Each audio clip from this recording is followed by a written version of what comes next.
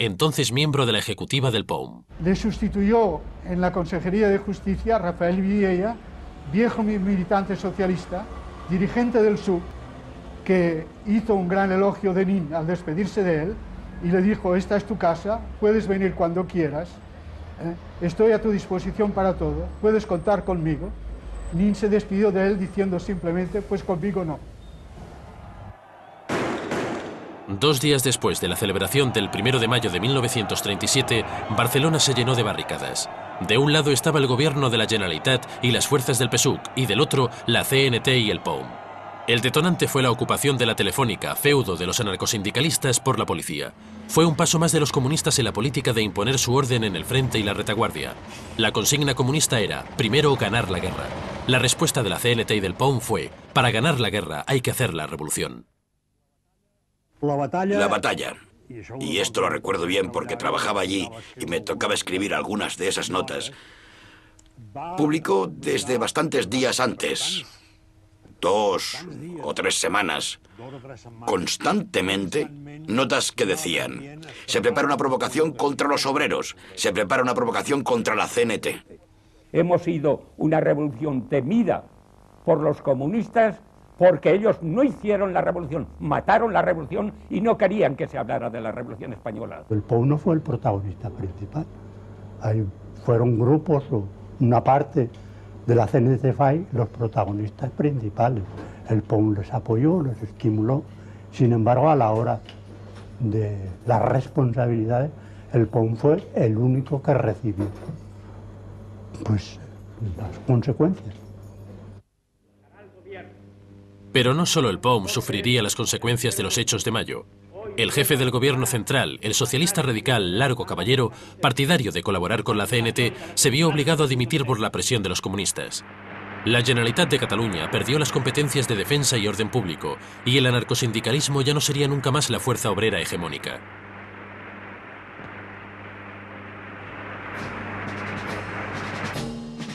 El PCE y el PSUC salieron reforzados de la crisis e impusieron un nuevo gobierno presidido por el socialista moderado Juan Negrín, un hombre a quien las circunstancias internacionales adversas a la República Española obligarían a hacer una política coincidente con los intereses soviéticos.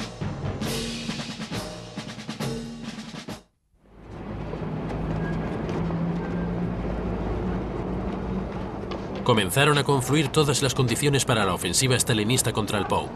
Los hilos de la conspiración se movían desde Moscú.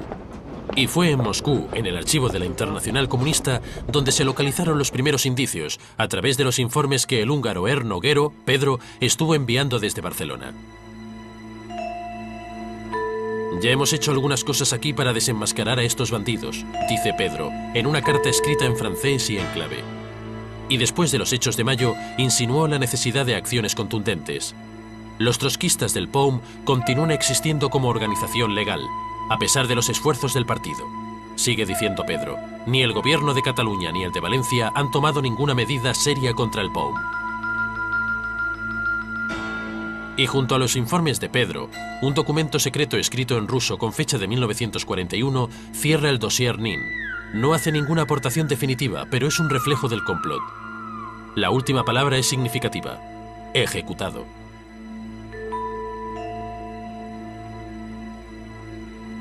El documento lo firma Bielov.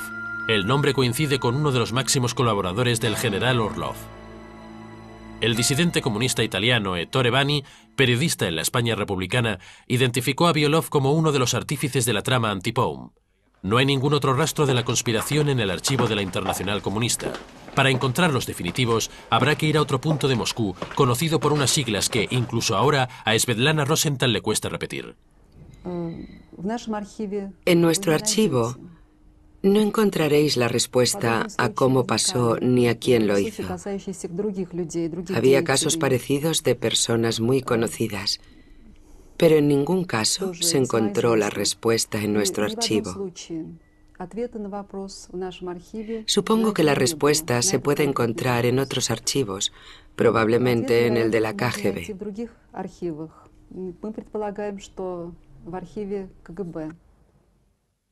La conspiración.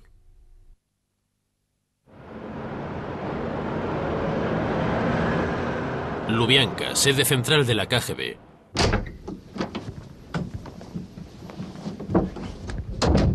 Oleg Ivanovich Sariov tiene 45 años. Hace 20 que es agente de la KGB y uno de sus temas preferidos es el estudio de las actividades del general Orlov. Las carpetas que lleva pertenecen a un fondo especialmente secreto del archivo de la policía política.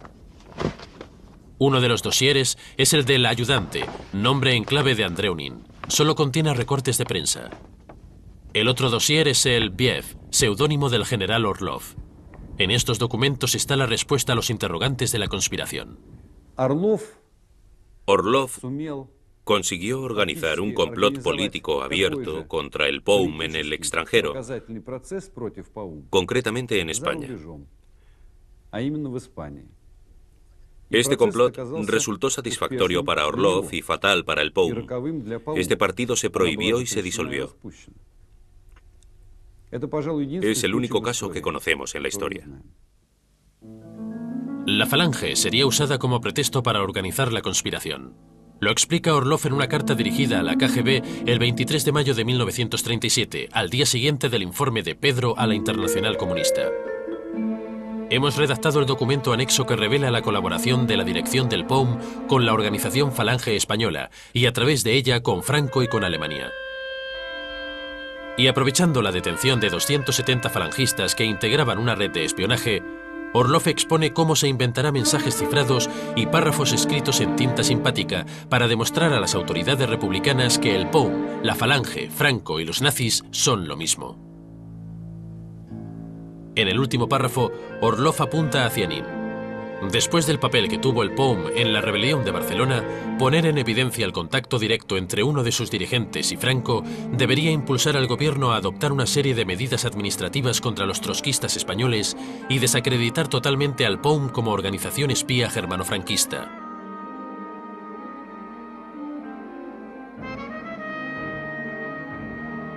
El montaje se materializa y la prueba se ha encontrado a 3.000 kilómetros de Moscú, en Madrid, en el Archivo Histórico Nacional. Se trata del documento inventado por Orlov y que contiene el mensaje cifrado y escrito con tinta simpática. Estos números son códigos secretos. Si se descifran, se puede leer N, es decir, Nin, y como N y el POUM facilitarán a Franco soporte logístico e información. Información no solo de Barcelona, sino también de Madrid, marcando en un plano de la capital las defensas republicanas en el parque de la Casa de Campo.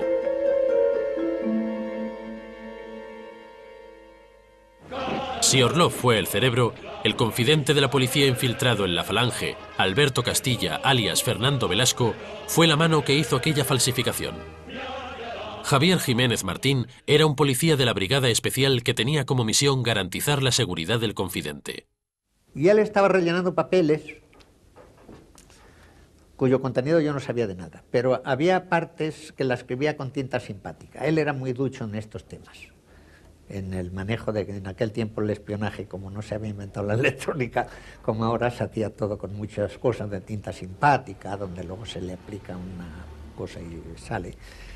Y entonces, bueno, pues toda aquella documentación que él estuvo haciendo allí durante unos días, pues después me la dio en un sobre muy cerrado y yo la transporté a la brigada. Pero claro, después supe que aquella documentación era toda la que él prefabricó, falsificó, con la firma en tinta simpática de Nin y con todo esto. Y de la conspiración se pasa a la acción. La detención.